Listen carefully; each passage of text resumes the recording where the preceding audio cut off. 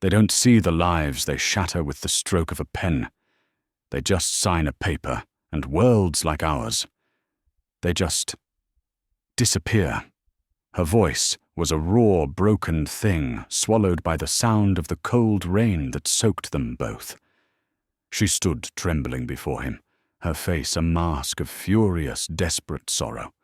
He simply stood there silent, letting her agonizing words land like blows.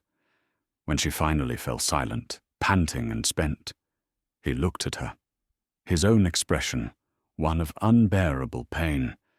"The faceless corporation you're talking about," he began, his voice barely a whisper. "The man in the glass tower." She stared at him, waiting, her eyes full of a pain he knew he was about to make infinitely worse. "Chloe," he said, his voice cracking. "It's mine. Could you ever forgive a betrayal this deep? Was he a monster or just a man who lost his way? Let us know what you think in the comments and subscribe to discover how this impossible story unfolds." The penthouse was silent, a cavern of glass and steel, suspended 50 stories above a city that glittered like a field of broken diamonds. Jack Vance stood before the floor-to-ceiling window, the city lights reflecting in his eyes, but he saw none of it. His gaze was fixed on the cold glow of his smartphone, where a headline seemed to mock the opulence surrounding him. Vance Capital's AI integration, praised by Wall Street efficiency soars. Efficiency, that was the word they used in the boardroom. A clean, sterile word for a bloody process. It meant a new algorithm, a brilliant piece of code that could do the work of 300 people. It meant 300 lives upended, 300 families facing a terrifying uncertainty. And he, Jack Vance, was the architect of it all. He had signed the order that afternoon. A profound emptiness echoed through him, vast and cold as the view from his window. He had everything a man could want, and he felt nothing at all. His driver, Robert, cleared his throat from the doorway. "The car is ready, Mr. Vance." Jack didn't turn. He watched a single city bus, a warm yellow centipede, crawl through the dark canyons of Midtown. People were on that bus. People going home. People with lives that felt real messy and immediate. "Robert," he said, his voice startlingly quiet in the immense room. "Cancel the car. I think I'll take the bus tonight." The driver's professional mask slipped for a fraction of a second. "Sir, I need to feel the ground," Jack said more to himself than to his driver. He needed to remember what it was all for, or if it was for anything at all. He shrugged off his tailored suit jacket, replacing it with a simple dark wool coat, and walked out of his gilded cage, leaving the silence behind. The hiss of the bus doors was a jarring welcome into another world. The air was thick with the scent of damp coats and the low thrum of 100 private anxieties. A few blocks away, Chloe felt every single one of them directed at her. In her arms, her 4-year-old daughter Emma was wailing a high, piercing cry that seemed to ricochet off the smudged windows. Emma's small body was hot with fever, and Chloe's heart ached with a helplessness that was becoming all too familiar. "Can't you do something about that?" a woman muttered loud enough to be heard over the din. Chloe flinched, pulling Emma closer. "I'm trying," she whispered, her voice hoarse, from a long shift at the diner. It wasn't supposed to be like this. She was a graphic designer, a good one.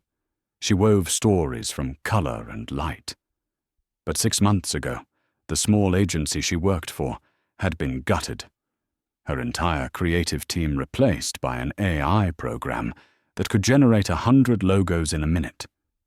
Now her stories were limited to taking orders and refilling coffee, her hands perpetually smelling of grease and bleach. Her creativity was now channeled into the desperate arithmetic of making rent. Emma's cries intensified. Heads turned. A teenager raised his phone, no doubt recording her failure for the world to see. Chloe's own eyes burned with unshed tears. She was failing, at her career, at paying her bills, and now at comforting her own sick child. Just as a sob caught in her own throat, a calm, steady voice cut through the noise. It came from the seat, across the aisle. "Excuse me," a man said. "May I try?" Chloe looked up, startled. Through her blurry vision, she saw a man in a simple dark coat.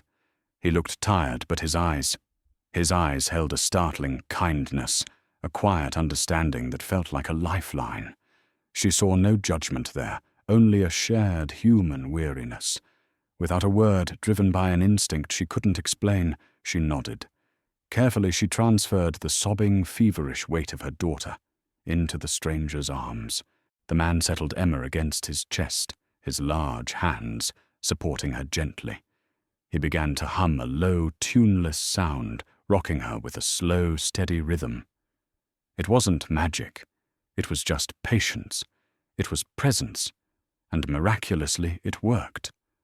Emma's desperate wails softened into hiccups, her panicked breaths evening out. She burrowed her face into the man's coat, her small fists unclenching, and fell into an exhausted sleep. Chloe stared, disbelief warring with a wave of relief, so powerful it made the world tilt on its axis.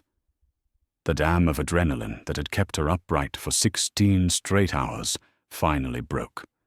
Her body, pushed far beyond its limits, simply gave out. Her eyelids fluttered shut. Her head drooped heavy as lead. And without conscious thought, without permission, she slumped sideways. Her head came to rest on the stranger's shoulder. Jack froze. He felt the surprising weight of her, the scent of rain and diner coffee, the soft brush of her hair against his neck.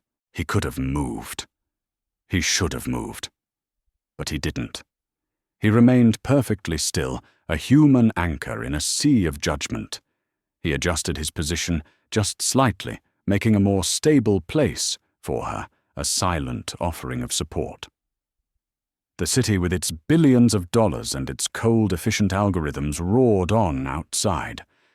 But inside the rattling cocoon of the M15 bus, all Jack could feel was the profound, grounding weight of two strangers who needed a place to rest.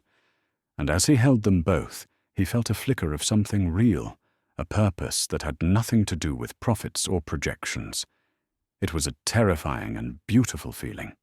When Chloe woke, it was with a jolt, a gasp of panicked air. Her eyes flew open to the dim interior of the bus. She saw Emma still sleeping peacefully in the man's arms, and then realized with a surge of horror where her own head was. On his shoulder. "Oh my God," she whispered, scrambling upright, her face burning with shame. "I am so sorry. I didn't mean to. I was just so tired." The man looked at her, and his kind eyes held no trace of annoyance. He simply gave a small, understanding smile. "It's all right," he said, his voice low and warm. Anyone would be. She stared at him, speechless. In that moment, she felt a flicker of warmth, of a connection she hadn't felt in years. But just as quickly, a colder, more familiar voice whispered from the back of her mind, a voice that sounded like her ex, like her old boss, like the world itself. Kindness always has a price. She pushed the warmth away, pulling a protective wall back up around her heart, brick by painful brick. 2 days passed in a blur of lukewarm coffee and aching feet. For Chloe, the encounter on the bus felt like a strange dream, a moment of impossible kindness in a world that had taught her to expect none. She tried to dismiss it, to file it away as a fluke, a statistical anomaly. But the memory of the stranger's quiet strength, the steady rhythm of his breathing as she slept, lingered. For Jack, the feeling was more persistent. It was a pull, an insistent curiosity that gnawed at the edges of his carefully constructed world. He found himself thinking of her not as a damsel in distress, but as a portrait of resilience. He saw the fierce, protective love in her eyes, and it felt more valuable than anything traded on the stock exchange. On the third day, he gave in. He told his driver to take him to the neighborhood where her bus stop was armed with the flimsy excuse of exploring a new part of the city. He found the diner, a small, unassuming place with a green awning, and stepped inside. The bell over the door jingled, and Chloe looked up from the coffee machine, her eyes widening in a slow wave of disbelief. It was him. He gave a small, almost shy smile. "Me again," he said, sliding onto a stool at the counter. "I was in the neighborhood." A nervous energy fluttered in Chloe's chest. "Small world," she managed, her voice a little breathless. She grabbed a mug, her movements suddenly feeling clumsy under his gaze. "Coffee, please." "So how do you take it?" she asked, falling back on the familiar script of her job. "Sugar cream." He looked genuinely lost for a moment, a flicker of vulnerability in his otherwise composed features. "Honestly," he said, a self-deprecating smile touching his lips. "The coffee machine in my office has more buttons than a cockpit. I just press the one with my name on it. Black sounds safe. Let's go with safe." The comment was so unexpected, so disarmingly human, that Chloe felt a real smile surface, the first one in days.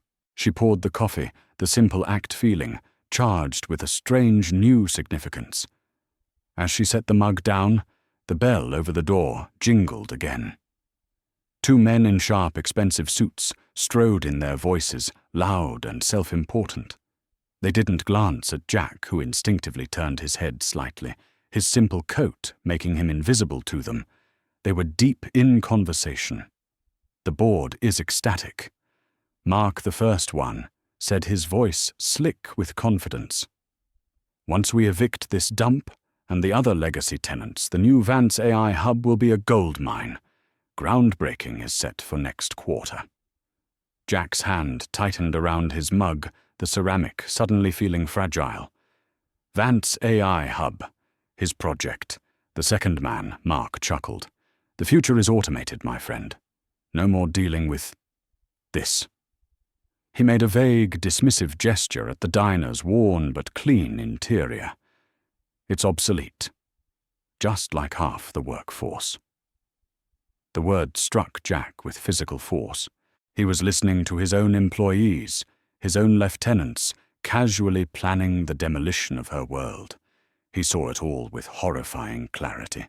The eviction, notice the bulldozers, Chloe's face, as she lost the one thing keeping her afloat. He was not a potential savior. He was the coming storm. He barely tasted the coffee. He paid in cash, left a $20 tip on a $2 cup, and walked out in a daze. The guilt was a physical thing, a sickness in his gut. He couldn't fix the world he was helping to break, but he could do something. One small, tangible thing. That evening, a small, unmarked bag appeared with the doorman of Chloe's apartment building. Inside was a bottle of children's fever medicine, a small, impossibly soft teddy bear, and a container of warm, homemade chicken soup from the best deli in the city. The next day, Chloe walked into the diner carrying the bag. She saw Jack sitting at the counter, waiting. She marched over and placed the bag between them, a declaration of war and a cry for help, all in one. "I can't accept this," she said, her voice low and trembling, with a mix of gratitude and fury. "Chloe, I just wanted to help." Why, she challenged her eyes, flashing the pain of 100 other disappointments, fueling her words. "People like you don't just help. I know how your world works. I had a career, I had a passion, and then a company, one just like yours, decided I wasn't efficient enough. They replaced my mind, my talent, with an algorithm." She pushed the bag towards him, her knuckles white. "I will not be a rounding error in someone's budget. I will not be your charity case, a little project to make you feel better about the system you run. He had no defense. Every word was a dagger of truth, twisting the guilt already lodged in his heart. All he could do was watch as she turned her back straight, and her pride a fragile shield, and walked away, leaving him alone with his good intentions and the terrible silent truth. A week passed in a state of fragile, unspoken truce. Jack still came to the diner every afternoon, and Chloe still served him. The air between them was thick with things unsaid, a quiet space filled with the memory of her accusation and his silence. He would watch her, his expression unreadable, and she would move around him with a cool, professional distance that was more painful than any argument.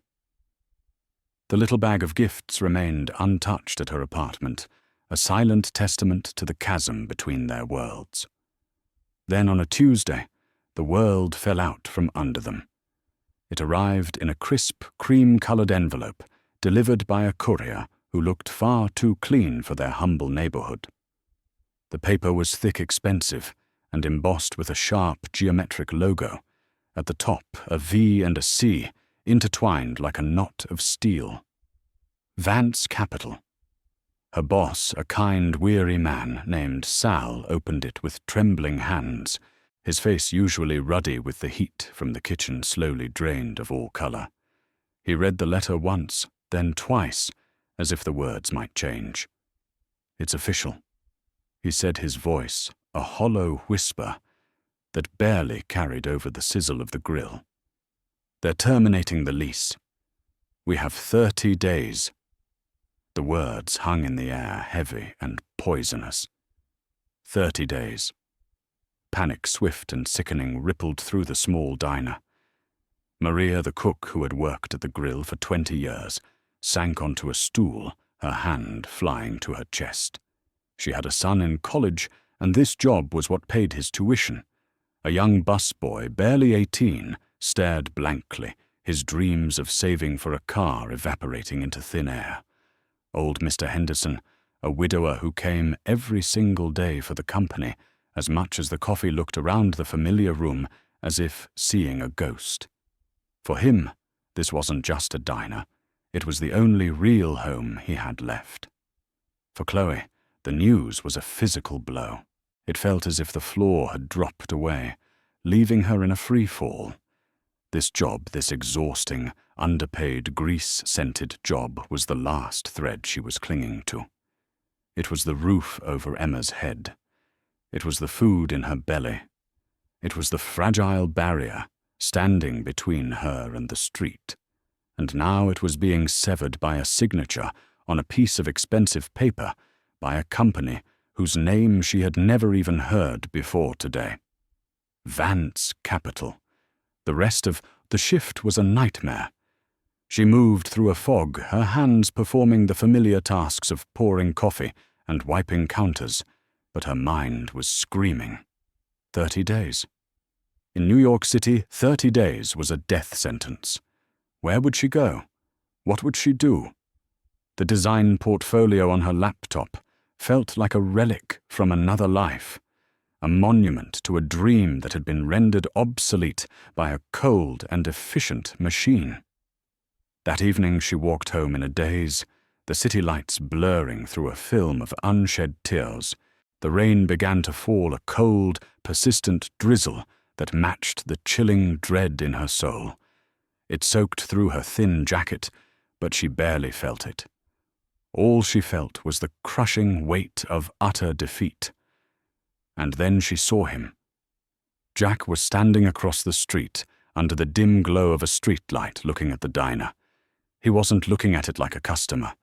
He was looking at it with a strange, pained intensity, his hands shoved deep in his pockets. Something inside Chloe snapped. All the fear, all the anger, all the injustice she had swallowed down for months, it all came rushing to the surface. She wasn't thinking.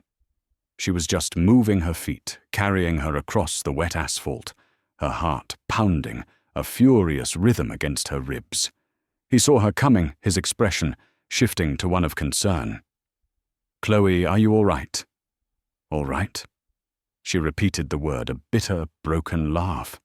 She stopped in front of him, the rain plastering her hair to her face, not caring how she looked.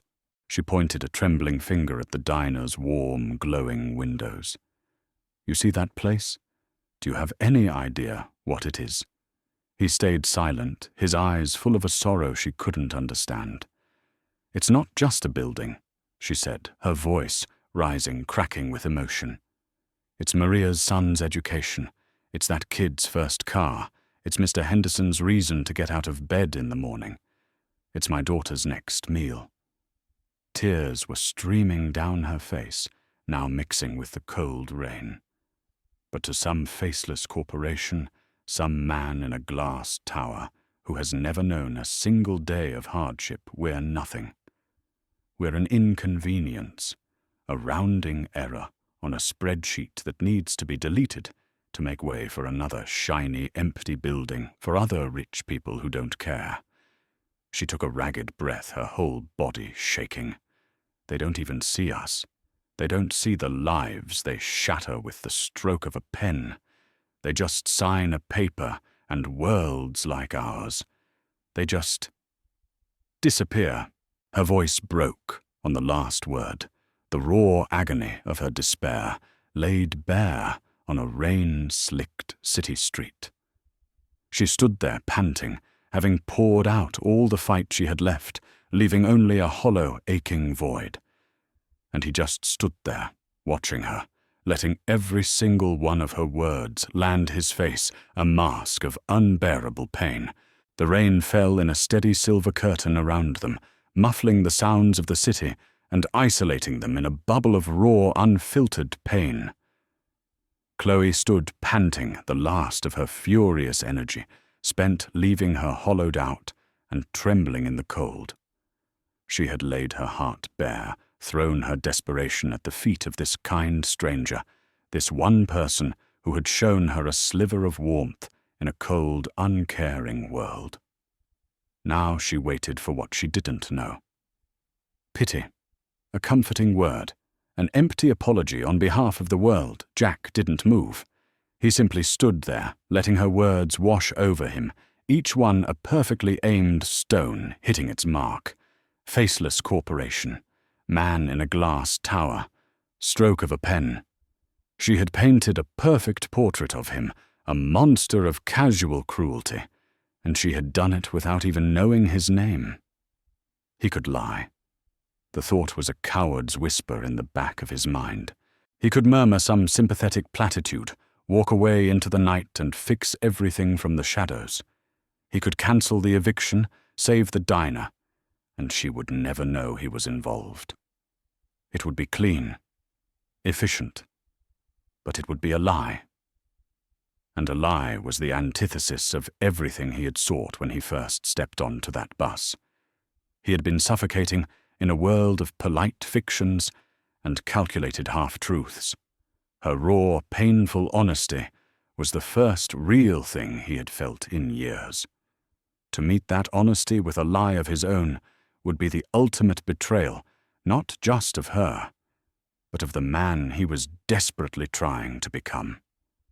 The man she had, for a fleeting moment, made him believe he could be. He had to tell her. He owed her the terrible, catastrophic truth. His own breath felt foreign in his lungs. He finally looked up, his eyes meeting hers through the veil of rain. The sorrow she had seen in them before was still there, but now it was magnified, twisted into an expression of profound anguish. "Chloe," he began, his voice hoarse, a ragged edge to the calm she had once found so reassuring. She waited, her arms wrapped around herself, shivering. He struggled for the words, the confession, feeling like shards of glass in his throat. "The faceless corporation you're talking about. The man in the glass tower." He repeated her own words, forcing them out, making them his. A small frown of confusion touched her brow. What are you talking about?" He took a half-step closer, a desperate, involuntary movement. "The company that sent that letter. the one with the logo on the envelope. He saw the flicker of recognition in her eyes. She remembered the name. Vance Capital. The name hung in the air between them, heavy and ominous. He watched as she processed it, her mind still trying to understand its relevance. And then he delivered the final, fatal blow. He swallowed the words, physically painful to form. It's mine. For a single silent second, nothing happened. The word just hung there, a meaningless sound in the rainy night. Mine. Chloe's expression remained unchanged, her mind refusing to connect the two impossible ideas, the kind man from the bus, the soulless corporation. The two could not exist in the same person. It was a mistake. He had misspoken. Then he saw the shift. It wasn't a sudden gasp or a cry. It was a slow, horrifying dawning in her eyes, like watching the sun go out. The confusion melted away, replaced by the ice of comprehension. Vance Capital. Jack Vance. The pieces didn't just click into place. They slammed together with the force of a wrecking ball. Every moment they had shared, every kind word, every gentle smile was instantly and grotesquely rewritten in her mind. His presence at the diner wasn't a coincidence. It was a scouting mission. The gifts weren't kindness.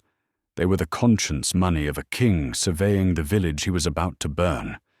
The shoulder she had cried on belonged to the man holding the axe. The anger that had animated her moments before was gone, extinguished. The pain that replaced it was something far deeper, far more devastating. It was the absolute, soul-crushing agony of betrayal. It was the realization that she had opened the last, most vulnerable part of her heart to the very person who was orchestrating its destruction. She didn't scream. She didn't curse him. The hurt was too profound for such simple expressions. She just took a single shaky step backward, as if he were suddenly radioactive, a venomous creature she had mistaken for a friend. Her face, which had been so alive with fury and sorrow, became a blank mask of shock. The light in her eyes simply went out. Without another word, without a single glance back, she turned, and she walked away into the rain-soaked darkness, her movements stiff and robotic, leaving him standing alone on the sidewalk. Jack watched her go, her small, retreating figure, swallowed by the city night. The rain fell harder, but he didn't feel it. All he felt was the crushing, unbearable weight of the silence she had left behind, a silence that screamed his guilt far louder than any accusation ever could. He was the man in the glass tower, and he had just destroyed the one real thing in his life. Chloe didn't remember the walk home. The city, the rain, the glaring headlights. It was all a meaningless blur, a world seen through a thick pane of distorted glass. She moved on autopilot, her body carrying her up the 3 flights of stairs to her small apartment, while her mind was still frozen on that rain-slicked sidewalk, replaying his words. It's mine. She pushed her door open and stepped into the quiet dark.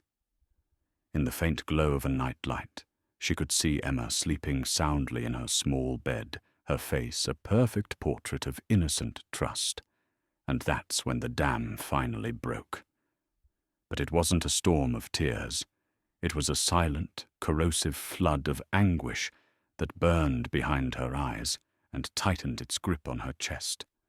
Every memory of him, once a small source of warmth, was now tainted, poisoned by the truth. The gentle way he held Emma was no longer kindness. It was the detached curiosity of a scientist observing a specimen. The thoughtful gifts were not generosity. They were the hollow gestures of a king tossing a coin to a peasant. The concerned look in his eyes was not empathy. It was the calculated assessment of an asset he was about to liquidate. A bitter, familiar voice, the ghost of her ex-husband, whispered in her mind, "See, I told you. Nobody helps for free. They all want something. Sooner or later, they all show you who they really are. She had fought that voice for years, tried to believe it was wrong that there was still goodness to be found. And now Jack Vance had proven it right. He had made her hope just for a moment, and the fall back to reality was infinitely more painful than if she had never hoped at all. She curled up on the threadbare couch, pulling a thin blanket around her, and felt a coldness that had nothing to do with the autumn night seep deep into her bones. Across the city, in a tower of glass and steel, Jack Vance felt a different kind of cold. He stood in the center of his vast office, the city lights that once looked like his kingdom, now looking like a million tiny wounds. He had walked out of this office a few days ago, seeking something real, and he had found it. Then he had personally, single-handedly destroyed it. His eyes fell on the source of it all. It sat on his polished mahogany desk, a single file in a cream-colored folder. Project AI Hub, Phase 1 Site Acquisition. He opened it. And there it was, the eviction order for Sal's Diner, along with a dozen other small businesses.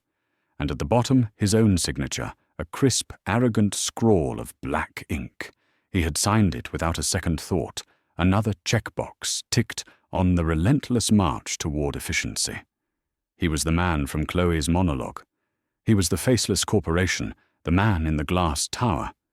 He had just never been forced to look into the face of the person he was crushing. Now he had, and he could never unsee it. The next morning he walked into the boardroom.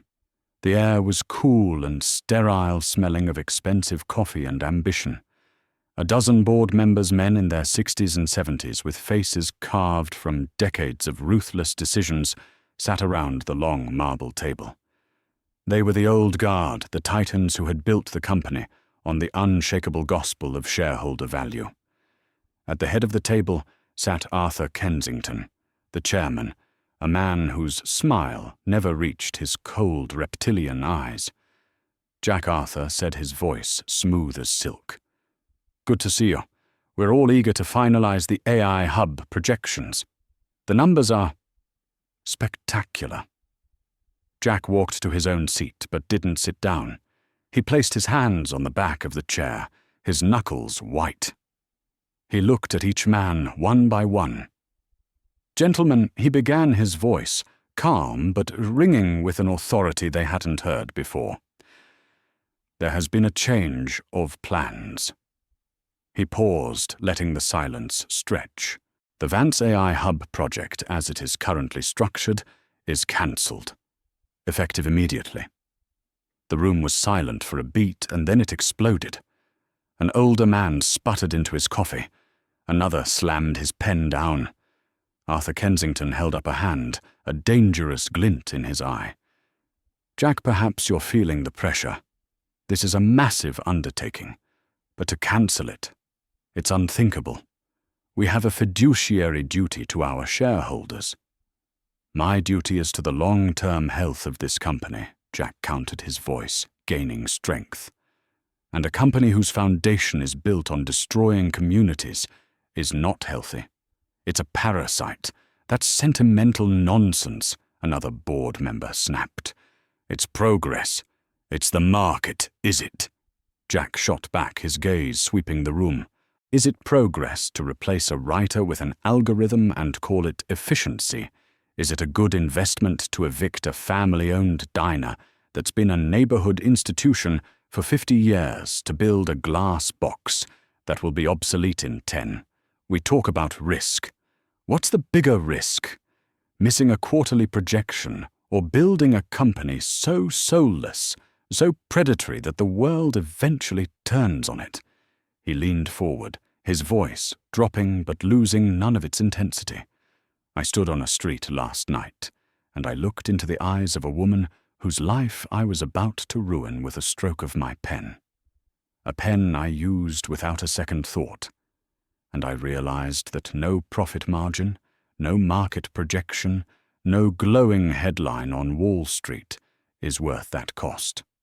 Not anymore. He stood up straight, his decision absolute. We will not be that company. We will find a better way. We will invest in people. We will invest in communities. And if any of you don't agree with that new direction, then the door is right there. He let his words hang in the stunned, silent air. The war in the glass tower had been declared. He didn't know if he would win. But for the first time in a long time, he knew exactly what he was fighting for. The news broke like a distant thunderclap. Chloe saw it on the small television mounted in the corner of the diner, where Sal had turned on the local morning news. A stern-faced anchor was reporting on a major shake-up at Vance Capital. The controversial AI Hub project had been abruptly cancelled. The CEO, Jack Vance, in a move that had stunned Wall Street, was reallocating the funds to a new, vaguely defined community initiative. Chloe stood frozen, a coffee pot in her hand. It made no sense. Men like that didn't just walk away from millions in profit. Not unless there was a bigger angle, a more profitable game she couldn't see. Her suspicion, a hard-earned shield, told her to be wary. But a small, traitorous part of her felt a flicker of something else. Something that felt dangerously like hope. 2 days later he found her at the diner, not as a customer, but as a man with a purpose. He wasn't carrying gifts this time. He was carrying a thick folder. He waited until her shift was over, and they sat in an empty booth, the scent of stale coffee hanging in the air. He didn't start with an apology. He started with a plan. He opened the folder, revealing blueprints, mission statements, and financial charters. "I'm calling it the Vance Community Fund," he said, his voice steady and direct. "Its sole purpose is to provide legal aid, financial support, and strategic investment for small, independent businesses threatened by large-scale urban development. It will have the full backing of my company, but it will operate independently of it." Chloe listened, her arms crossed tightly over her chest, her expression guarded. "I can hire the best lawyers, the best accountants," Jack continued, looking at her intently. "But this fund is worthless without a heart. It's worthless without a soul. It needs someone who understands what's really at stake on the other side of these eviction notices. It needs a voice that can speak for the people whose lives get turned into statistics." He pushed the folder across the table. "I'm not offering you a job, Chloe. I'm asking you to be my partner in this, to be its director, to build it with me." She stared at him, then at the folder. A job was something he could give her. A partnership was something she would have to build. The distinction was everything. She thought of Maria, of Sal, of the hundreds of others like them. She thought of her own career vanished into an algorithm. This was a chance, not just to survive, but to fight back. "I'll do it," she said, her voice clear and firm. "Not for you, but for them. And these are my terms." Their new relationship was born in a sterile, rented office space, built on a foundation of professional boundaries and cautious respect. Chloe was relentless, challenging every assumption, cutting through the corporate jargon with a blunt pragmatism that both frustrated and impressed Jack.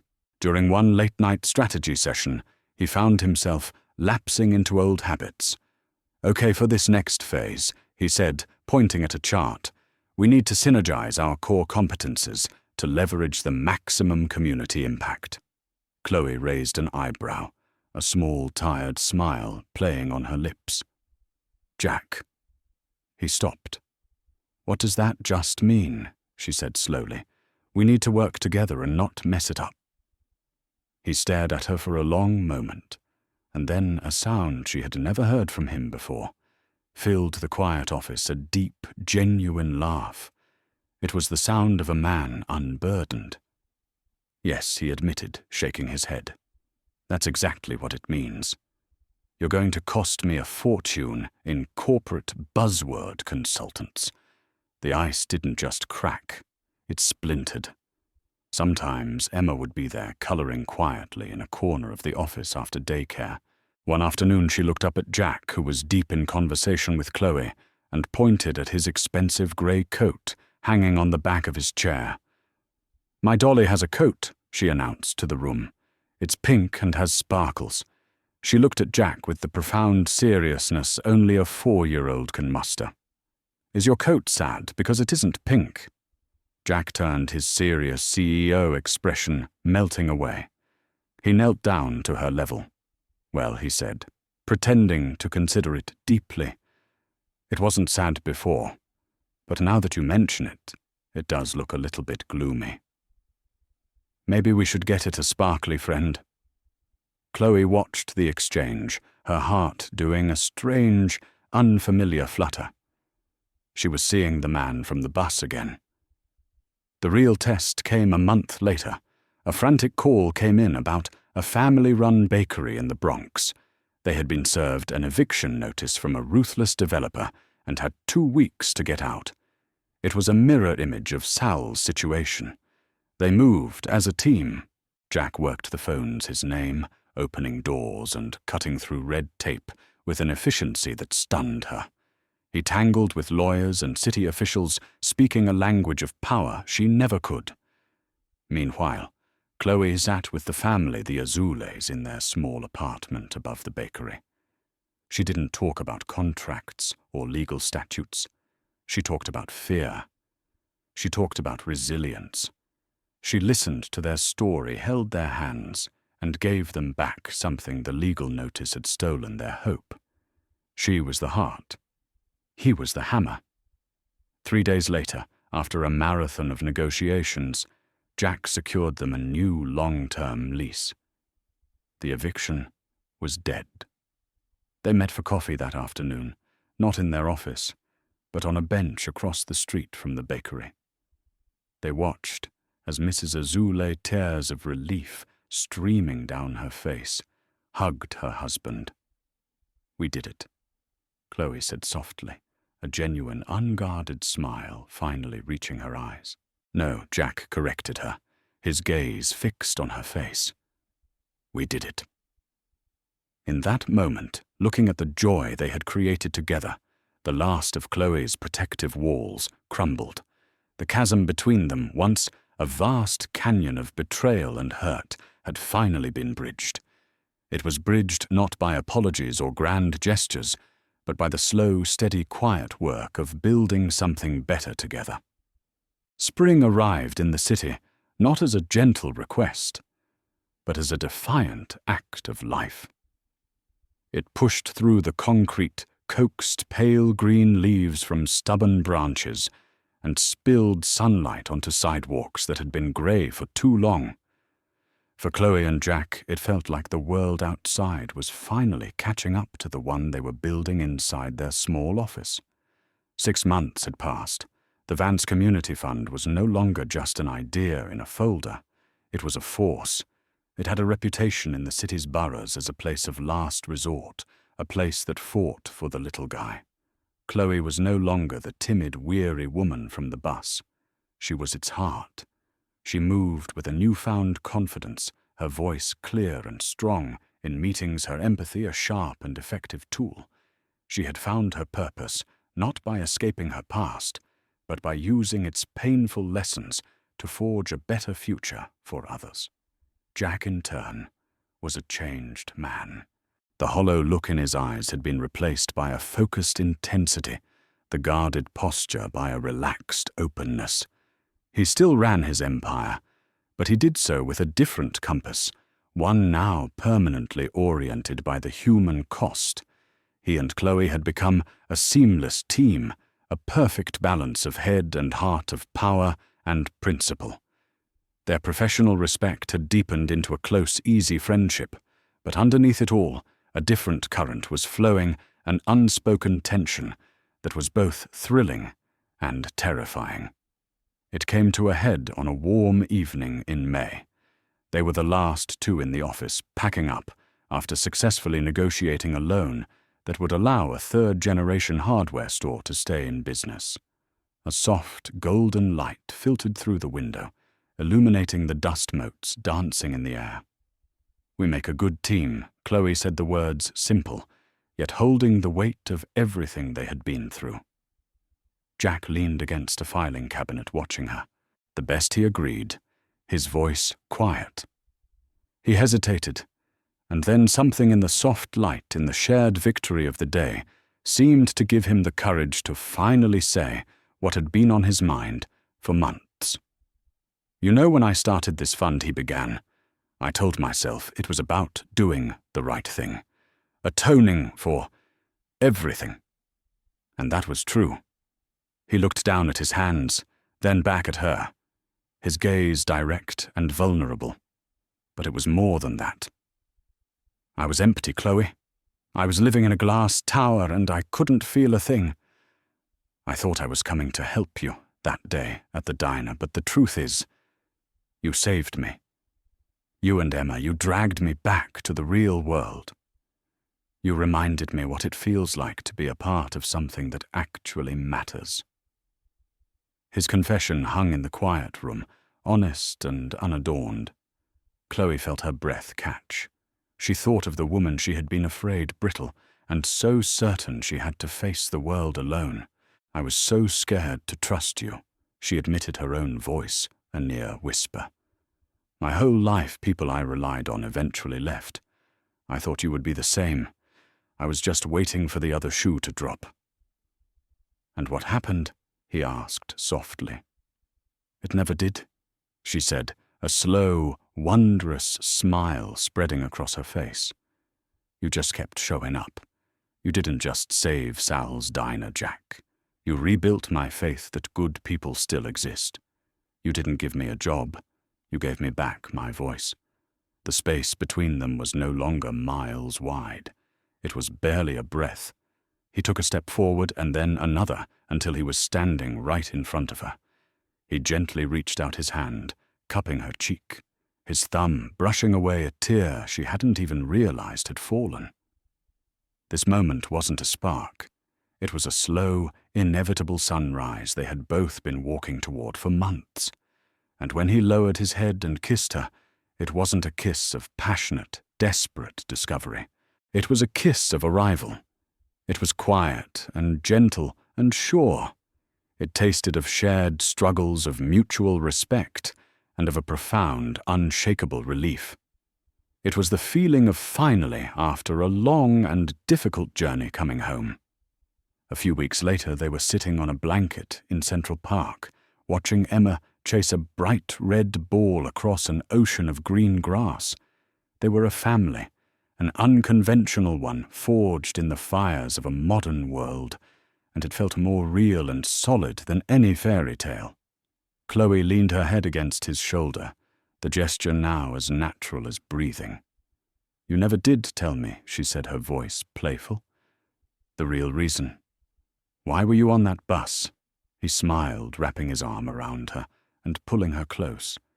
He watched Emma's joyful, carefree sprint, a sight that was now the center of his universe. I was on my way to a meeting, he said, his voice thoughtful. A meeting to authorize the final phase of the AI hub. The very plan that would have taken the diner. He paused, the memory still carrying a faint sting of his past self. I think on some level I was looking for an excuse not to. I was looking for a reason to stop, a face to put to the numbers on my spreadsheets. He turned to look at her, his eyes filled with a love so deep it left her breathless. And then the bus doors opened, he said, and I found you. Thank you for watching this journey of two souls caught in the gears of a changing world. It makes you wonder, doesn't it? In an age of algorithms and automation, what is the true value of a human connection? Chloe and Jack's story began with a simple chance encounter on a city bus, a fleeting moment of kindness that proved strong enough to challenge an entire corporate empire and heal two broken hearts. It reminds us that sometimes our greatest purpose isn't found in a glass tower, but on the humble ground right beside the people who need us most. This story left a deep impression on our team, and we imagine it may have done the same for you. We would love to hear your thoughts. What do you believe was the most difficult step in their journey? Jack's decision to defy his entire company, or Chloe's choice to trust the man who was once her destroyer? Let us know in the comments below. Your feedback is what helps us grow and tell better, more meaningful stories every day. If you have any ideas that could make our future content more engaging, or if there's anything in today's story you'd like to see us improve, please don't hesitate to share. We are always listening. If this story of hope and redemption touched your heart, please take a moment to like this video. And if you think its message might bring a little light to someone, please share it with them. To join our community and come along on more emotional journeys like this one, make sure you subscribe to our channel and ring that notification bell. Thank you for being here with us. Until next time, remember that even in the coldest of cities, the warmest connections can be found.